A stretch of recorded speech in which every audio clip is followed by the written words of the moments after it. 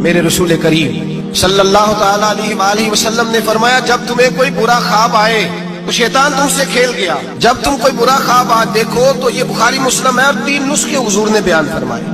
फरमाया तुमने अपनी बाईं जानब मुंह करना है और 3 दफा थूकना है। जरूरी नहीं कि थूक किया है, थू ही कर दे। ये नुस्खा बताएं घर जाके, ये नुस्खा आम नहीं, ये मेरे रसूल पाक का बताया हुआ नुस्खा है। और ये वो नुस्खा है कि पहाड़ टूट सकते हैं, दरिया बह सकते हैं, ये बात गलत हो सकती।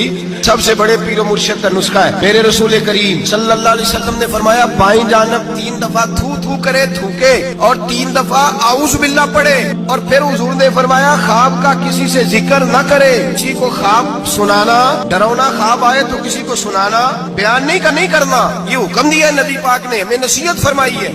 फरमाया उल्टी जानब मुंह करके 3 दफा थूक दे, आऊज़ बिल्लाह पढ़ दे, किसी को बताए ना, 3 बातों पे अमल करे। अल्लाह के रसूल बयान करते हैं कि उसका ख्वाब उसे